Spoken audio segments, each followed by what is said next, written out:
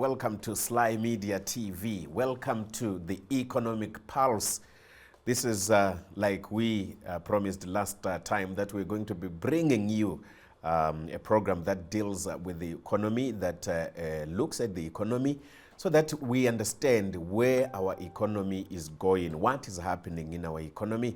And the Economic Pulse is there to do exactly that. We want to check the pulse of the economy. My name is Prof.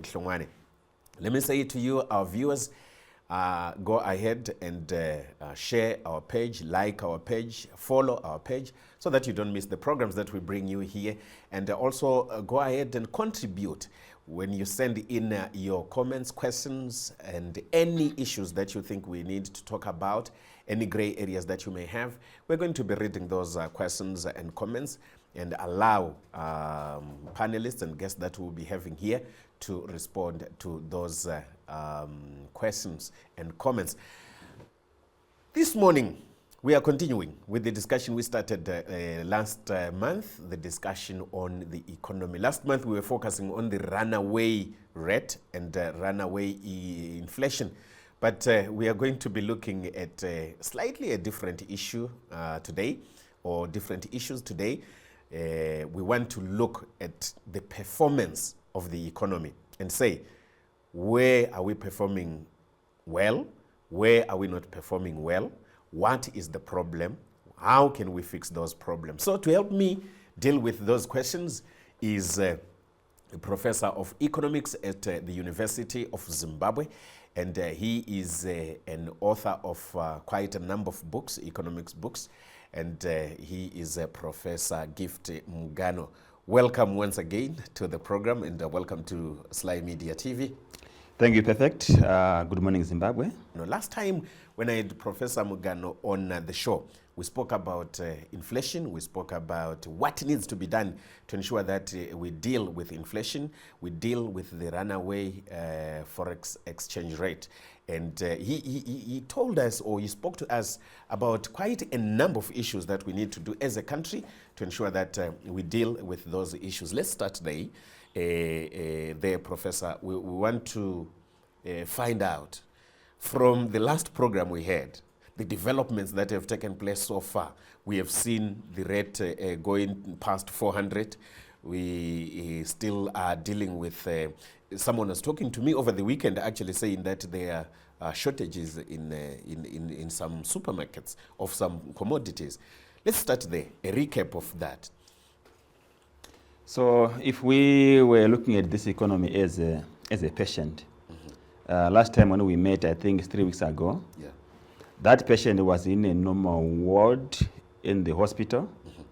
But today, the patient is in the intensive care unit and life support. Because along the way, between now and 3 weeks ago, the medical doctor who came to cure the patient gave some poison to that patient.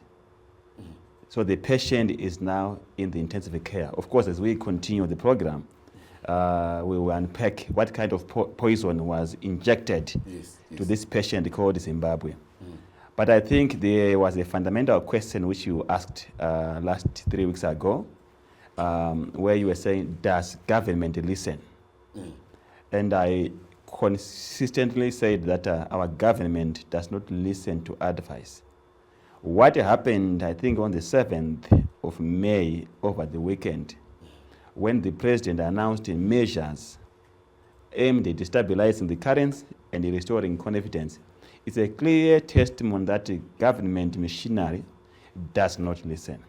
When we met, the rate was around 350 Zimbabwean dollars against $1 US.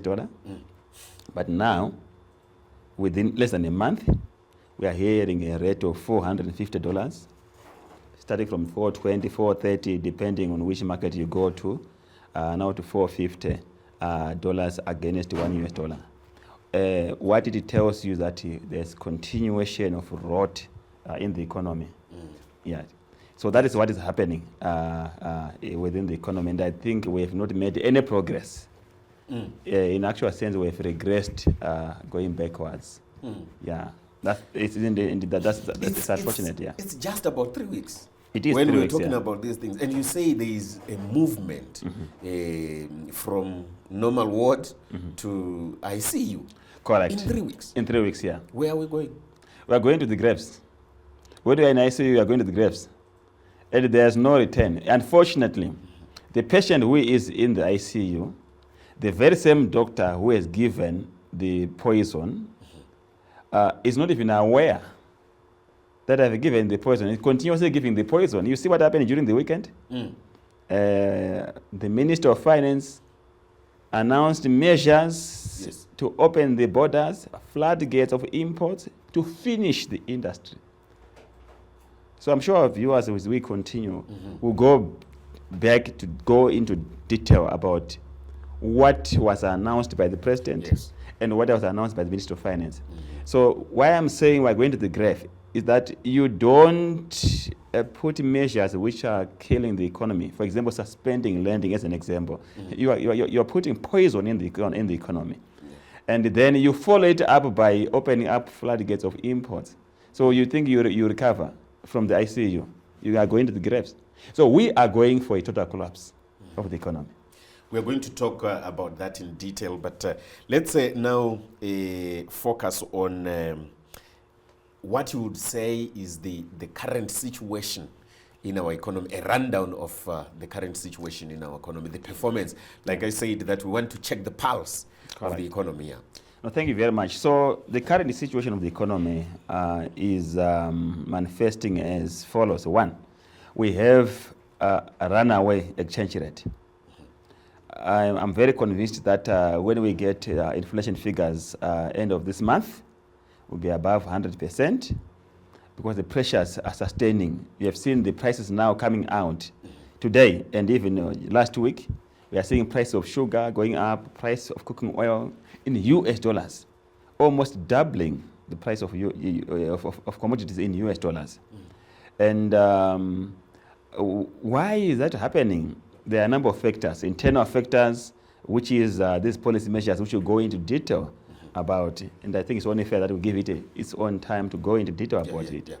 And also external forces like the Russian-Ukraine crisis, where the price of fuel has gone up significantly and fuel is used in production. And clearly that pushes also our local prices to go up. So inflation is a big issue. Then the exchange rate also is running away. Just like what we made last time, it was 350, now it's about 450. And it's not going backwards, it's going upwards. We have incessant unemployment. Jobs are being lost every day because of the disruption which has already happened in the economy after the president announced these measures. We also have structural challenges, with supply side constraints, particularly if you look at the agricultural sector, where drought this season, which we've just come out of it, and we have shortages of maize. We are hearing government saying that we've lost around 43% of the grain to drought, which means we have quite a gap in terms of our cereals and food security issues. Of course, viewers would want to know that we have massive distortions in terms of the exchange rates. And the problem is that when you have three prices for one commodity, you have a casino economy. Because one will get money from the auction at a lower price, which is $1.73 against $1 US. But there's a market for that money at $450. So no one will go into production. You just move from the bank and you are in 4th Street, you are changing the money. So we are now becoming an economy trading in currency. And that is very dangerous because what it does, it put production on hold. Because why would you go to production where you take 3-4 months and getting headaches when you can just change the money overnight?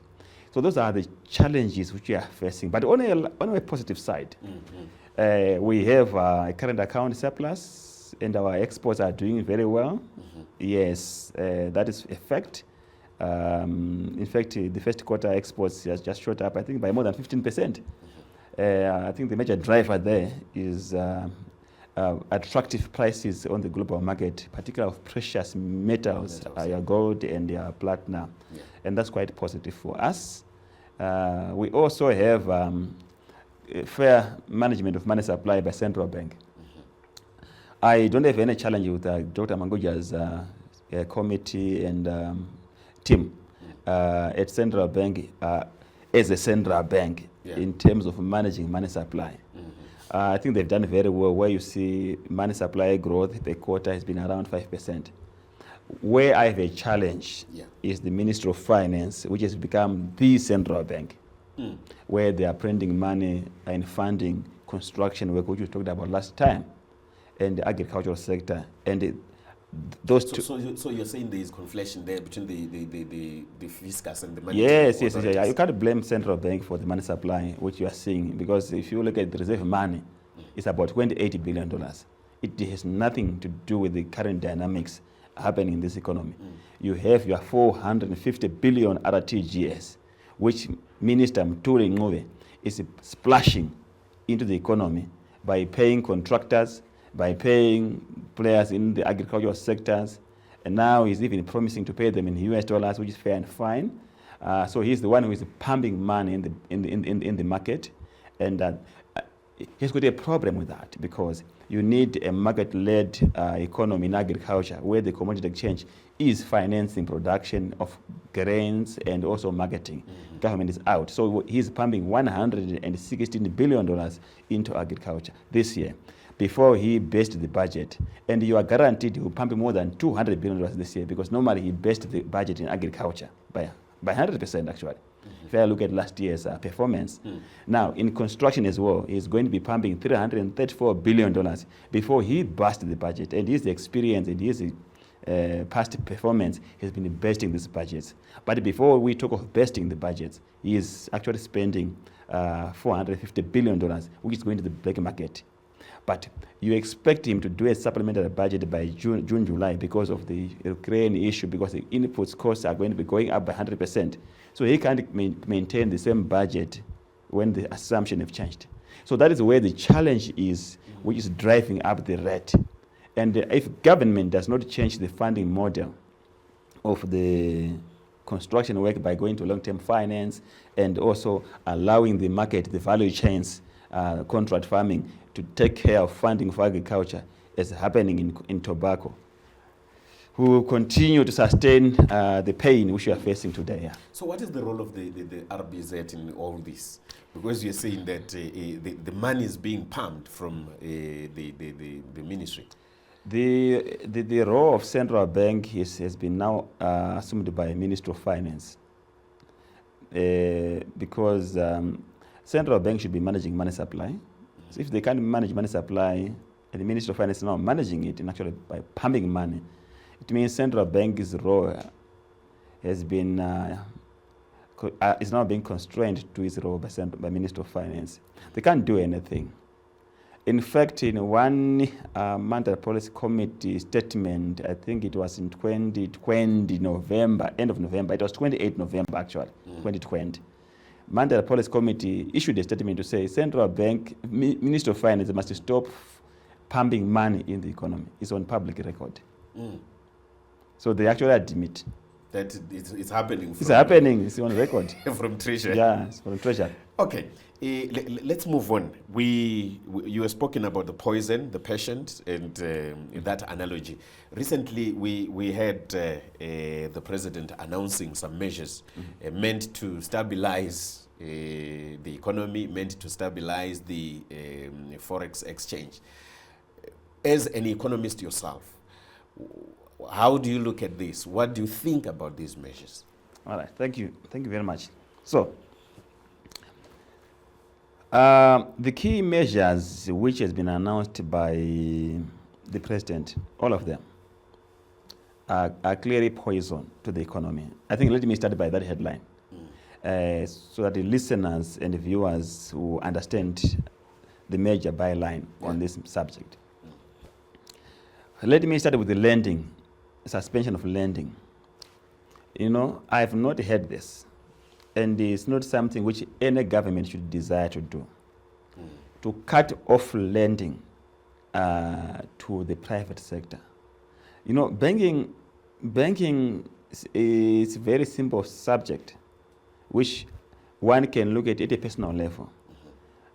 If we play with the money every day as individuals. We are doing banking, even if we are not doing the conventional banking. Yeah. So assume as a person, your income, the income which should flow to you is cut off. How are you going to live? So if you look at it as a person, your salary is not coming, any money coming from friends is not coming to you, how are you going to live? That's good. That's the same question which you must look at when you are looking at business, to say you suspend lending and loans advanced to business, including those overdraft drawdowns, and you expect the industry to continue to function. So what has happened now is kind of cutting the stomach, because in finance we say finance is the stomach through which the rest of the economy feed from. So if you suspend lending, you are removing the stomach. So you are living without a stomach. It means you are going to die. So what are the implications? Now, if you look at central bank figures of, let us look at 31 December 2021. $250 billion has been issued out by banks for honored advances. And 76% of that money had been given to productive sectors, with agriculture with about 28%, distribution with about 10%, mining 6%, financial 6%. Those were the major beneficiary. And we're talking about production. Right. So that was $190 billion out of what? $250 billion. And the argument by the president and his team is that the monies which are being given out are being used for speculation. But the records of central bank, which central bank governor cannot deny, shows that 76% of that money, and that has been the trajectory, is 76%, 75%. If you follow the pattern, it goes to production sector. Now, 20% goes to consumptive sector. And that is $50 billion out of $250 billion, because there's 4% which goes for other advances. Now, you can't say that when 20% goes to consumptive, it's 100% going to black market. No, because it's money which you can get as a person to pay school fees. You're not going to be buying foreign currency. It's money which you can get to pay for your furniture, or you're building a house. You just want to meet some expenses of maybe fuel and everything, or cement. So that money, even consumptive, is clearly consumptive, which is production oriented, because it's demand is going to be driving production. So there's no evidence, and I want to repeat it. I would want the Minister of Finance to sit here and show us the evidence how this money is going to black market when 76% is going to production. That is why you saw those letters which are coming through now. Companies, when they are saying, we can't give you advance payment to the sugar industry. We can't give you advance payment to the beef industry, because our source has been cut. It shows you where the money was going to. And you still see government sticking with the point to say, we are trying to keep speculative borrowing. Where is the speculative borrowing? I've told you that the money which is going to the market, and you heard the governor, central bank said, if the tank is overflowing, you close it. Well, Mr. Governor, you closed the wrong tank. But the tank which is supposed to be closing is government. Because $450 billion right now from government is going to construction and agriculture. That is the tank which is overflowing, not the one for the private sector. So that point alone, that policy measure alone, what are the implications? Yes. So the implications are quite multifaceted. The first one, you look at your serious disruption to production, because you've cut off lending, which was sustaining production. Remember, we're coming out of COVID-19. And the companies don't have right cash flows. So they're basing on what? On money from the banks. And also banks are pouncing on any flow into the account, because when you suspend immediately the drawdowns on overdraft, it means the ability of the borrower to pay back that overdraft is constrained. And the banks have to manage non-performing loans. They have to pounce on any money coming into your account. So it means automatically you are out of business as a company. So what are the macroeconomic effects of this measure? Immediate one is company closure, insolvency, job losses, shortages of commodities, which we are already seeing. And when there are shortages, two things happen. The first thing which happens are price increases. Because when there's a short supply of a commodity, immediately the price goes up. That's what you are seeing in the shops. And when the prices are going up, what happens? The economic agents begin to import. They are importing, and also the players at the other side of the border, Zambians, South Africans, they see opportunity. Yeah. They are now ramping up production to supply to Zimbabwe. But before even this thing happened, what the Minister of Finance does, over the weekend, he gives an announcement to say, we are opening floodgates of imports. Anyone with free funds, go and import. So it's actually, that's the first point where you're asking to say, so this person who is now in the intensive care unit, who has been given a poison, is he going to come back? How does the person comes back when already the Minister of Finance is saying, we are now opening floodgates for imports to come and finish our local industry? So I have been dealing with one point. This is the major pregnant point from the president's pronouncement. But yeah. So, but the other one also is that. Before we go to the other one, we saw again from the RBZ that it's not every sector that has been banned from borrowing. There are other sectors that are allowed to continue to borrow. I think basing on the reasons that you have been given from government, that is for speculative purposes. Yeah, that's where corruption starts. How do you say it's not every sector? This one now are selected. On which basis? You need to have laws which are fair to everyone, right? And if you look at the central bank's reports, I've said 76% of the money is given to productive, right? Yeah. Out of that 76%, now we bring it to 100%. 10% is going to distribution. 28% is going to agriculture. 6% financial service, they are lending each other. Also 6% to mining.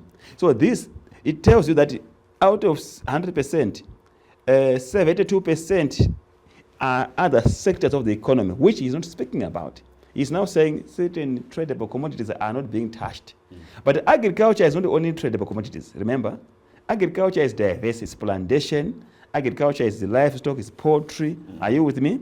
So even if you select few commodities, tobacco and sugar, those tradable commodities, that's not agriculture. It's a narrow way of understanding agriculture. So it doesn't address the challenge you are facing. Are you with me? So what I am simply saying, let us look at the distribution of loans and say, even if you give a waiver to these three commodities, is it going to address the chaos which is coming in the economy? And also understand that even if you want to give the whole agricultural sector, services sector, the distribution, which takes 10% of the loan, we will not be able to service the agricultural sector in terms of transport and logistics. Yeah. So you produce your items, they will stay at the farm.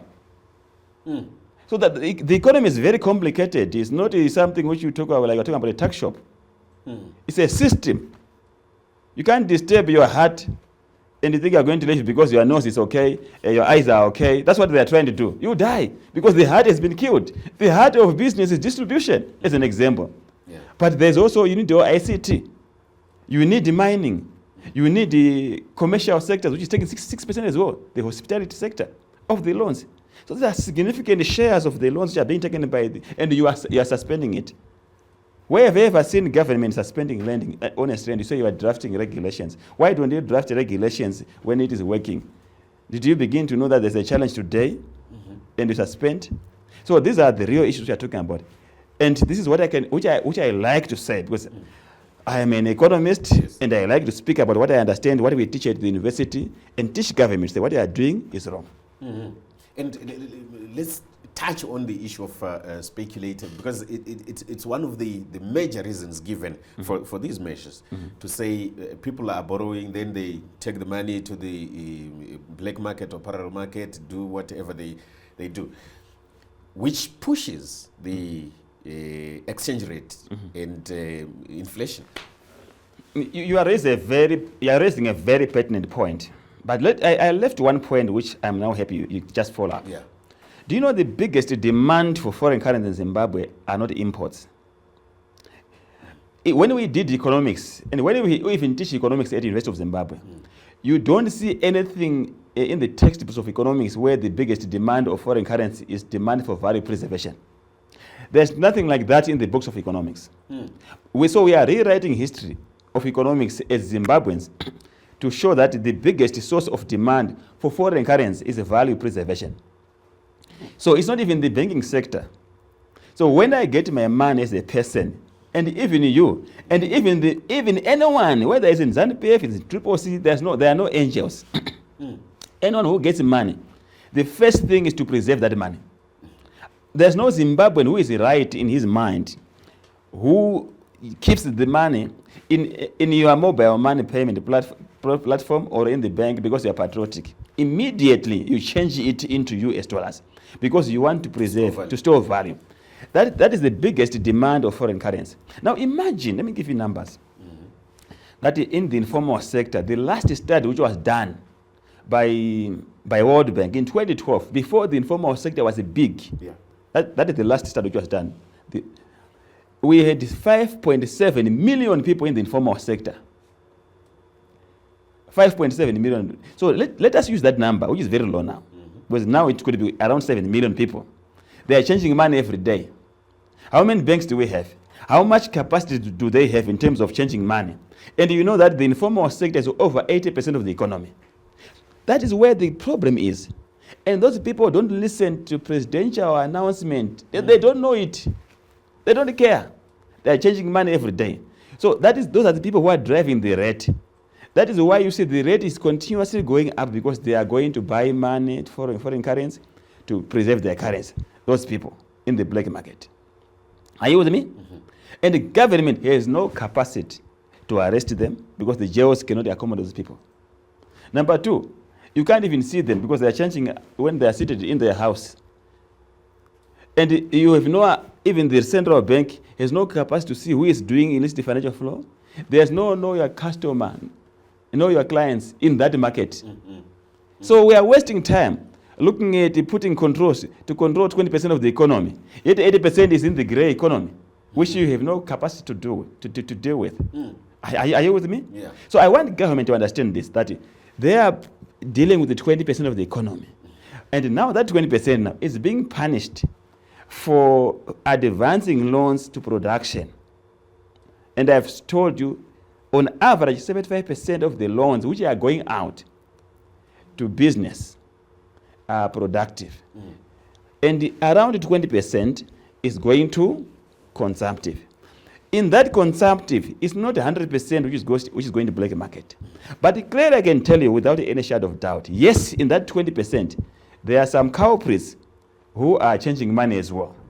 But do you burn the house because there's a rat?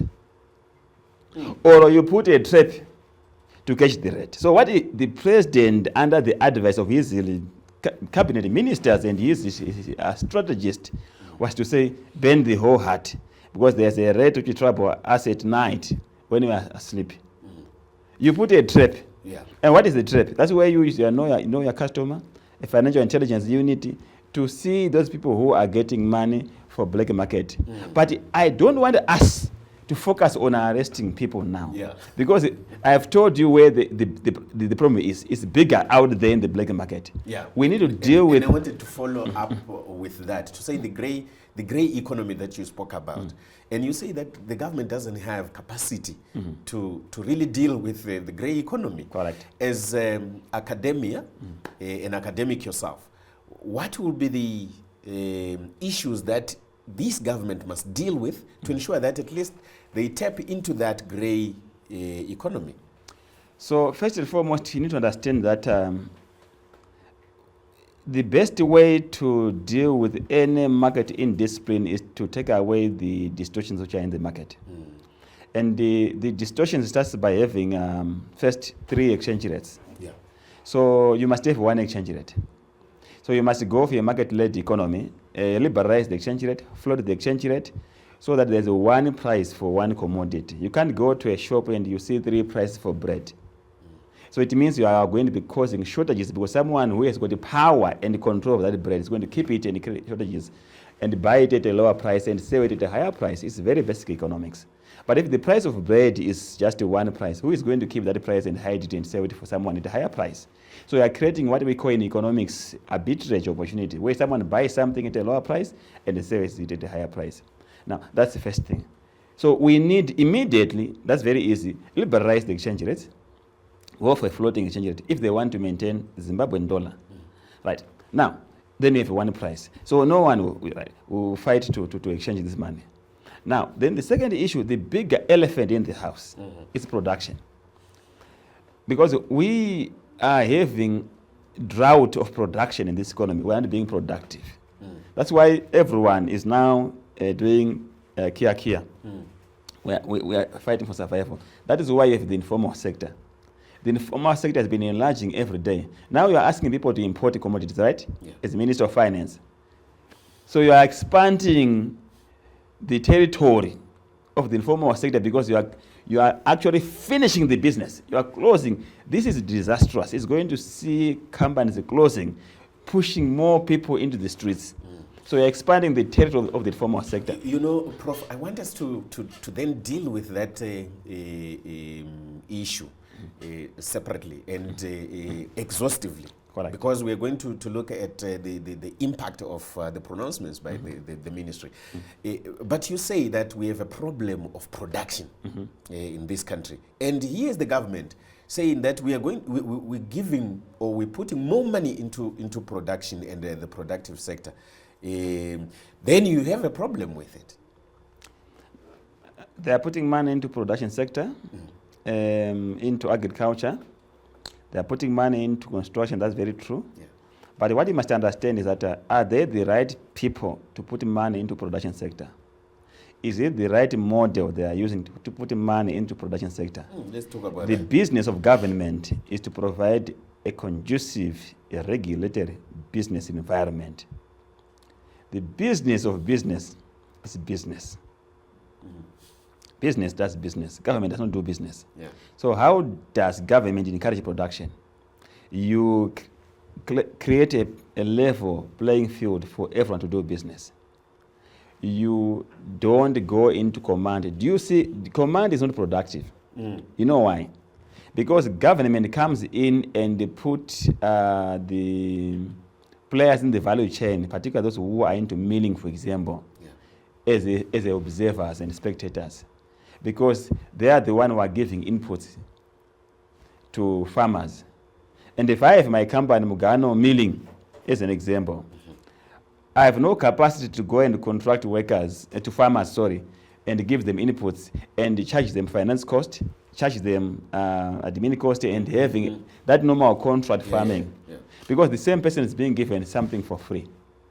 The same person is not going to be liable for the same inputs.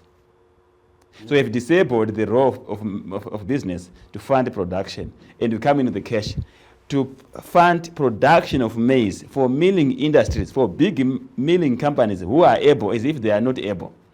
And then you say, we have done the maize for you. Here it is. Then they take it and mill it. Does it make sense? Or you should just say, you work on the contract laws, legal frameworks, to make sure that the one is being contracted is not being exploited. The one is also contracting is not going to suffer from side marketing. You fine-tune the laws, and then they work alone. They release their money to fund a production. Then you also close the tape on lending. For the same productive sector, and you're saying the government is doing production. Which production are they doing? Are you not aware of the same fertilizers the government is giving? They are buying at $60 a bag, right? And they give to people in communities. In those communities, the bags are being sold at $10 a bag, $12 a bag, because people want cash. The same bag. The same bag. The bag they buy at $60. In the communities, they are selling it at $10, $12 a bag. Are you not seeing the news reports where people are being arrested? That they were arrested with the fertilizer, command fertilizer. So what are we doing? So there's an inefficient use of resources, and we don't have production.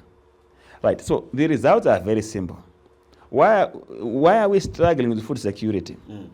If we were eating tobacco, were you going to be tobacco insecure in this country? From 2000, we've never struggled with tobacco because there's no government. It's clearly a market-led economy where companies does contract farming and they sell it at a commodity exchange. There's no GMB at all. Now, do you hear what GMB is saying? You must, once you harvest your maize, you must make sure you sell it to GMB within 2 weeks or you'll be arrested. There's a statutory instrument that effect.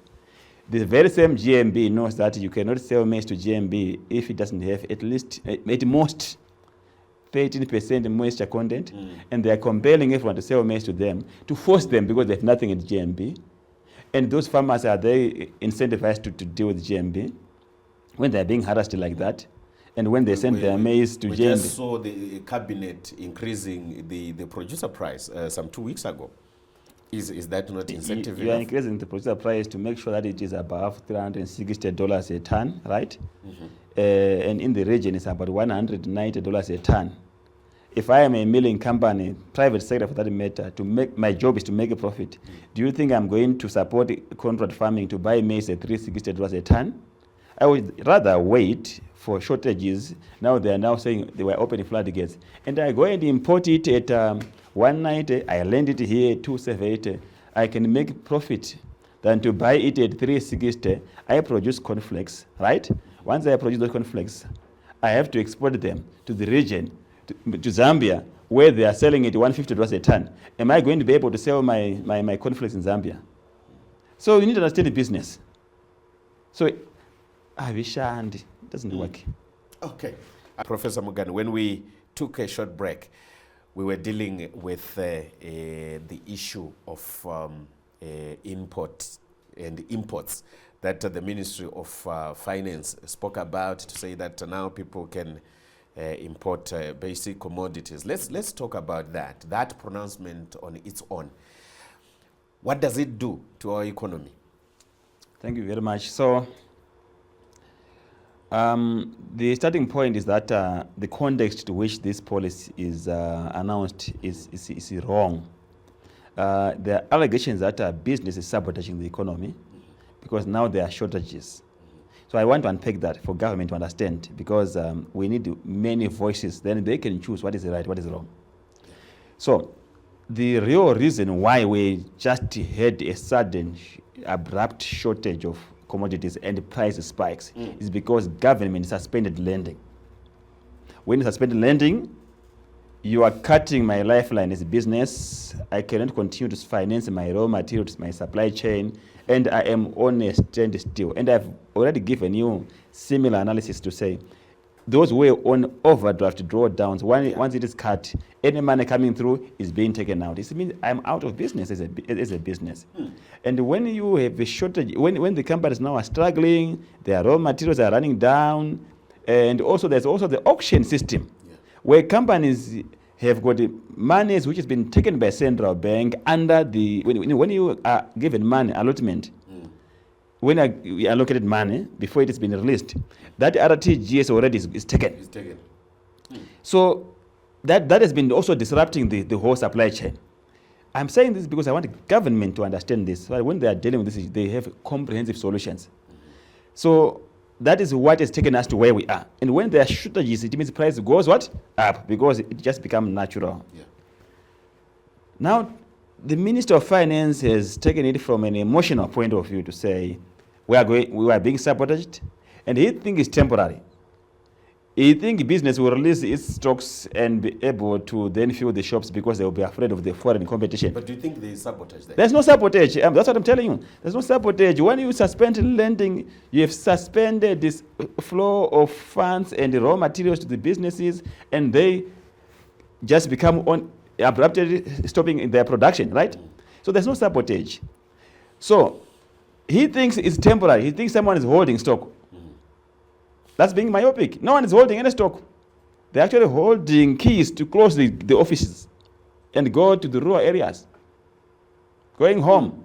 So this decision which is taken is going to just, that person in the intensive care unit, they're now finishing now. They're now killing the person to bury the person.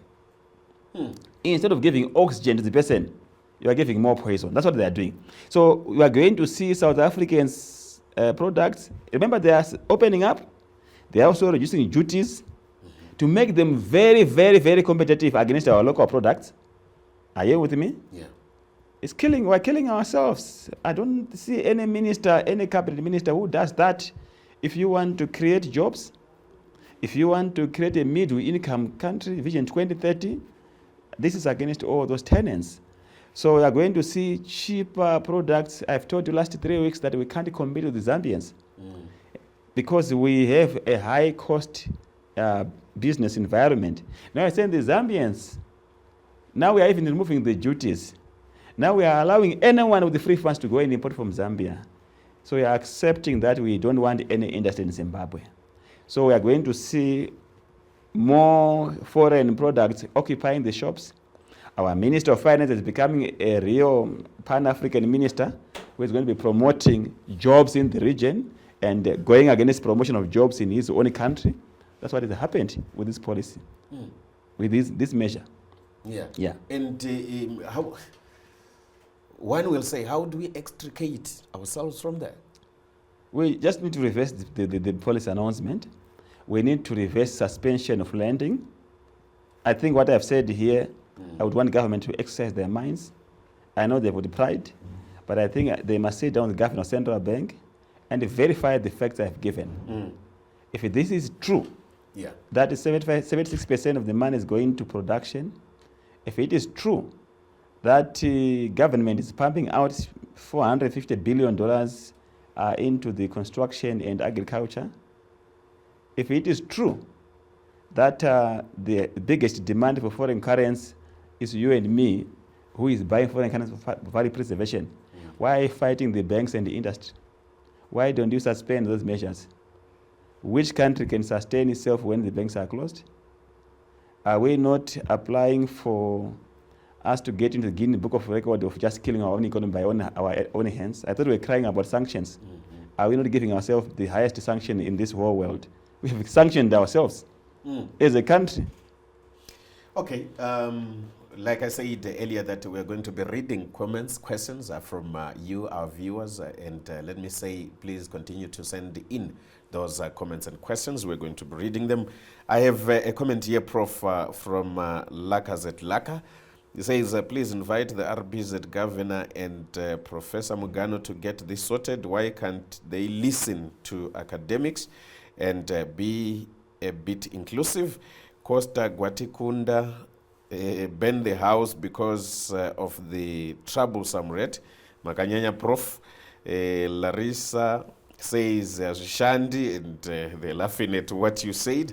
The harassment started a long time ago. Those who sell coffee were forced to pick groceries instead of being paid money for their produce.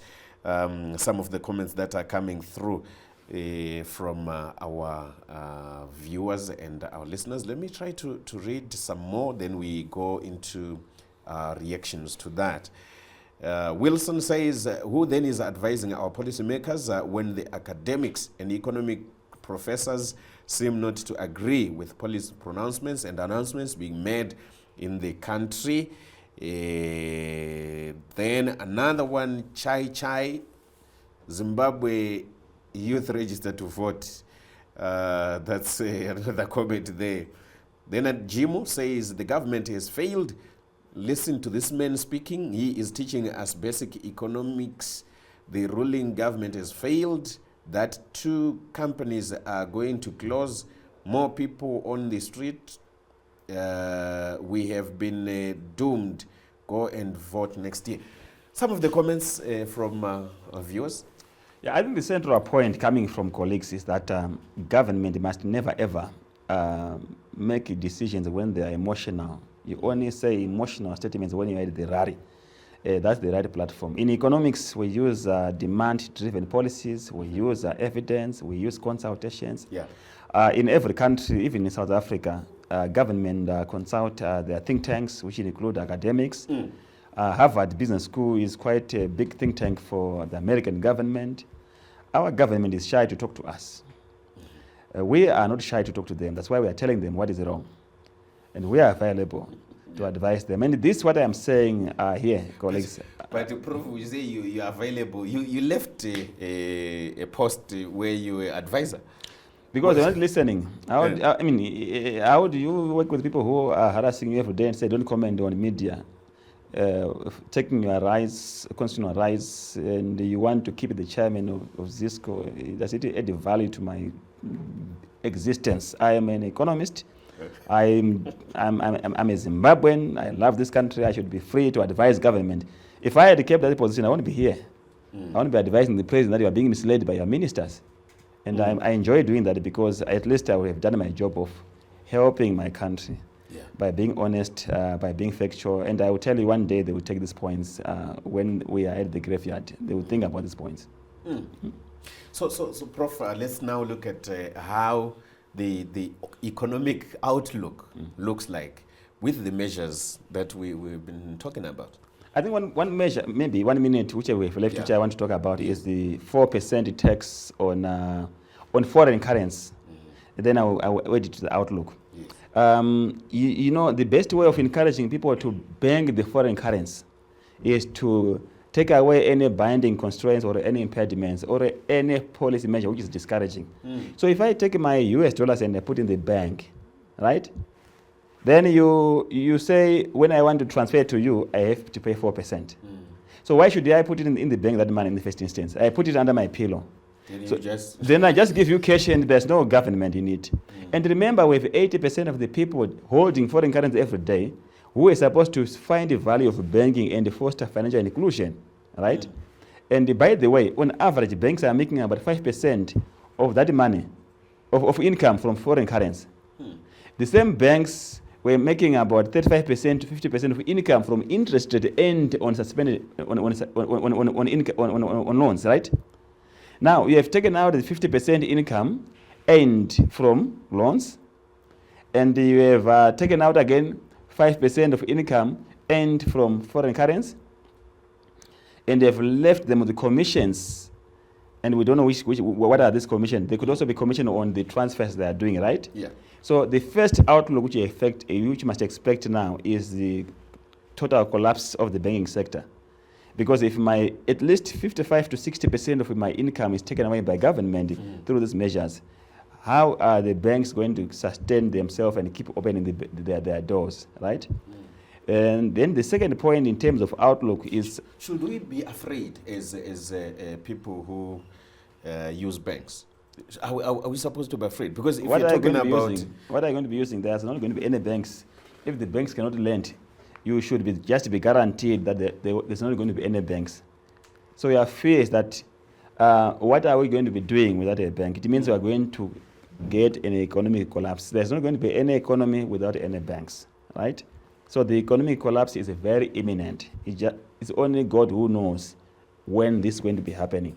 The longer they take maintaining these useless policies, the 4% tax on foreign currency, the suspension of lending, right?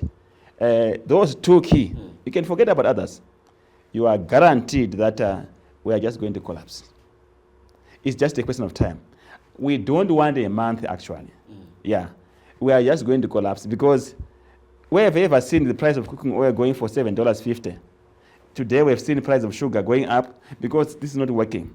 And now you open floodgates. So we are going to transform this country to turn the profits of South Africa. And which economy? So we're going to collapse. So we're going to see job losses. We are going to see company closures. We are going to see inflation running away big time because the external shocks will remain there. Remember, these policy measures never addressed the Korean and the Russia-Ukraine challenges. And those are quite strong factors in this economy. Now, they are adding poison also to the economy. How? Because fuel has gone up from $1.30 per liter to $1.51 per liter because of the crisis in Russia, right? And when the price of fuel goes up, you are assured that other byproducts in the chemical industry are also increasing. That's why you see fertilizers have gone up by 100%, from $600 a ton to to $1,200 a ton.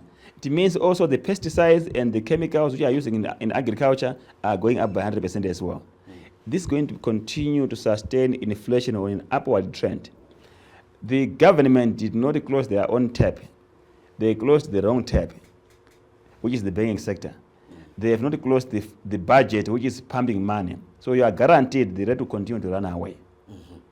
So we are getting to a point, remember we said in June we'll be going for full dollarization.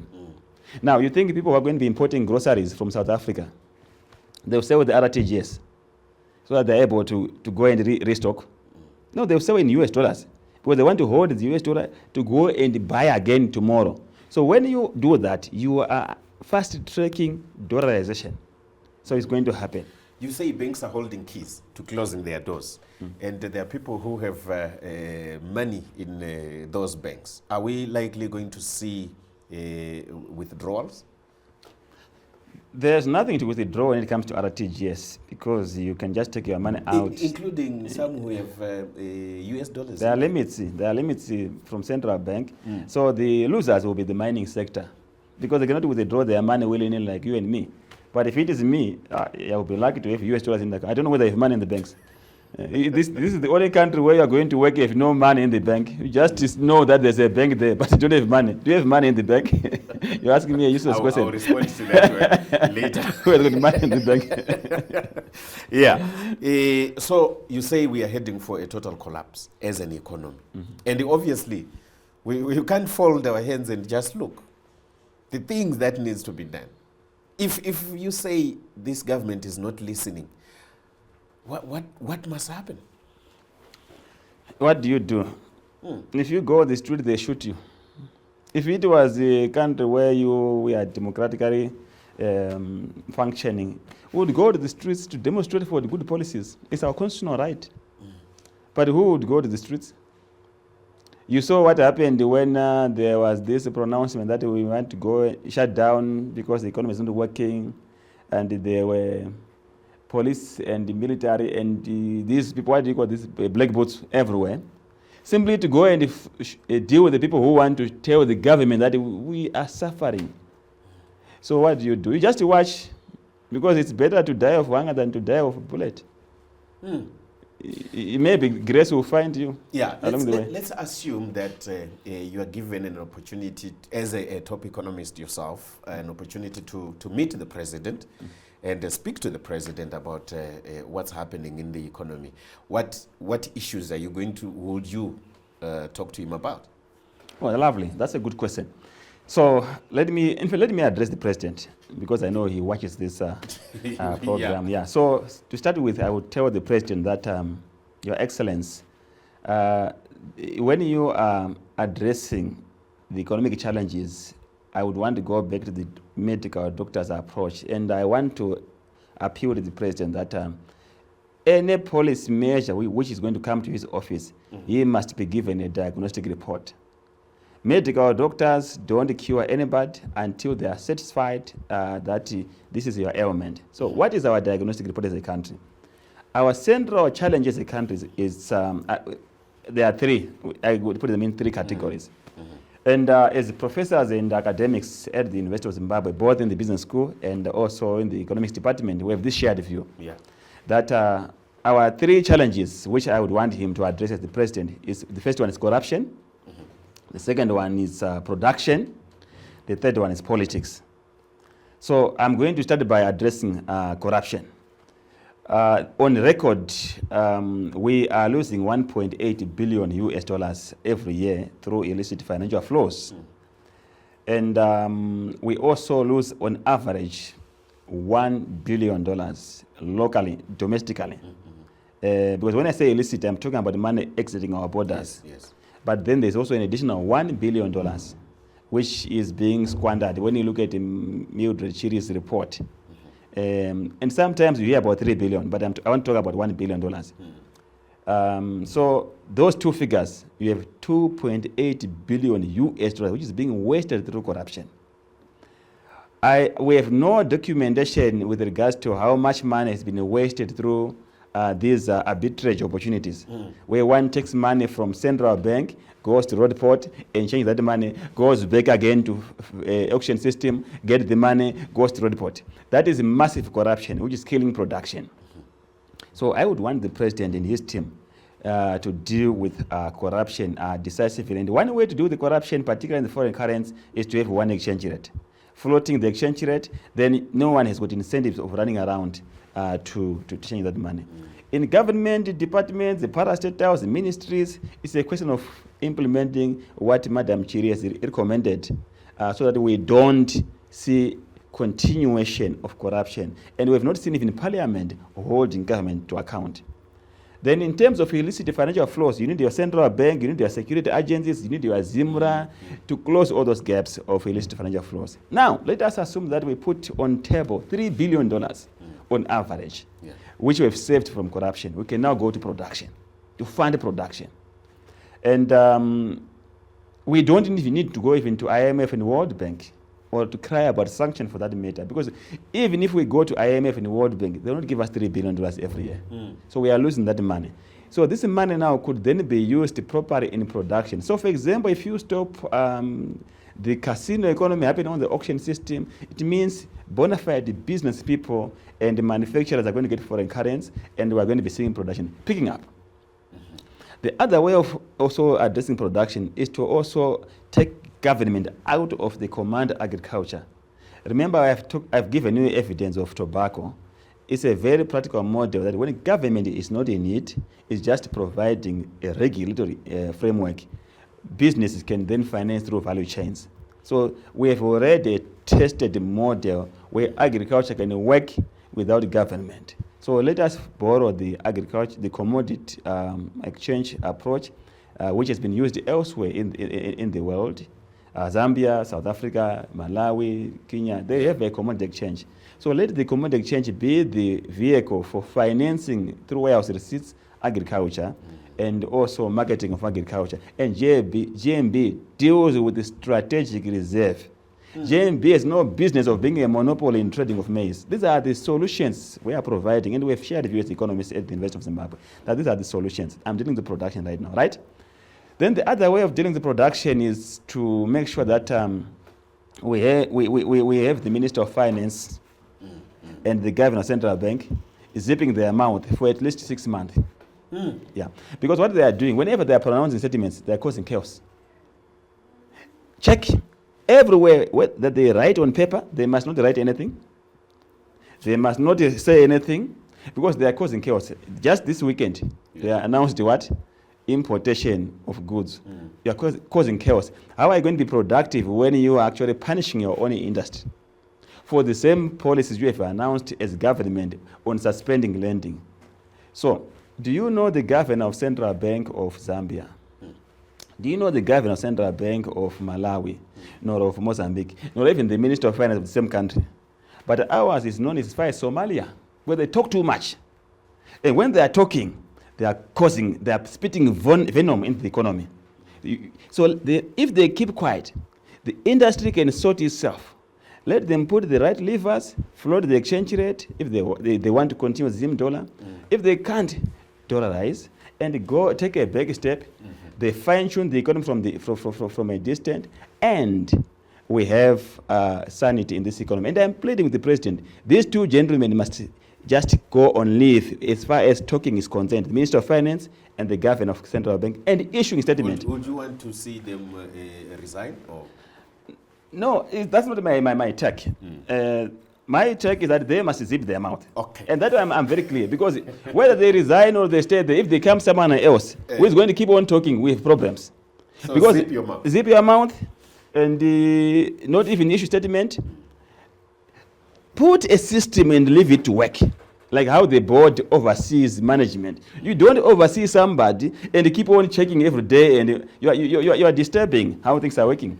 But I want to talk about the last point, politics. Politics. What I want His Excellency to take note of is that we need a unified country with one team called Zimbabwe. And we don't want to see a situation where government deliberately punishes political elements, particularly the opposition. Because what must be understood from a quantitative figures point of view is that when we went for election, MDC Alliance, which was led by Nelson Chamisa, had over 2 million people who voted, which is a very big representation of the constituents which is supporting the opposition. Now, ZANU-PF also had over 2 million people who voted for it. So the biggest political parties in this country is the MDC Alliance. It's now Triple C. No, MDC Alliance is gone. It's now Triple C, right? And the ZANU-PF. So ZANU-PF must never fool itself to say they are going to lead and putting measures to disadvantage the others. Whether it's campaigning, they are discouraged from campaigning. Whether it's any arrest, they are being arrested for reporting thieves who are getting out at the airport with a gold. What you are doing, you are developing a brand equity, which is very bad. And you have a country which is polarized. So when policy measures are being announced, you don't get the full support of the other side. You know, South Africa, what I like about South Africa, when they finish their politics, they deal with the government business. And even the opposition, they support the government. When you see a flight of South African government minister and the president going to China for business, the business community also chartered their flight to support the president because he is now the president of the country for the next 5 years. But here we have not disengaged from politics. From 1 August 2018, we began the politics before the results were announced, when people were being shot. And this is very dangerous for the country. Didn't you hear the parliament in UK last 2 weeks discussing the politics of Zimbabwe? And you know where the capital market is London, it's New York, it's Frankfurt, it's Shanghai. So if those markets are not trusting your political environment, you don't get capital. So the president might not understand this. And I respect him because he is an empowerer and he's a liberator. That's the right way to go. He's a liberator. He went for the struggle and he risked his life for democracy. So I want the president to make sure that he's reminded of the work which he had done during the struggle to liberate this country. His government must never do what it's doing, what is happening now today. Because that is creating a toxic environment where people have drawn a line in the sand. And there's no way his government can lead when the other country is divided. So we want a sweet spirit as we go for the election. So there you go, unified force for Team Zimbabwe to deal with the challenges that we are facing, challenges economically, political, and or otherwise. And let me say thank you so much to those that have been sending in questions. I see quite a number of comments and questions coming through. Unfortunately, we have run out of time. I would have read most of those. But let me assure you that Economic Pulse is coming back next month, where we're looking at the performance of the economy. We want to listen to the pulse of the economy to say, is it pumping correctly? And to help us do that will be Professor Mugano. Let me also say that we'll be bringing other commentators on the show to also give us insights into the economic performance of our country. My name is Prof. We meet again next time on the program. Thank you so much, Professor Mugano, for your time. It's my pleasure. Thank you, Zimbabwe. Thank you. Big business.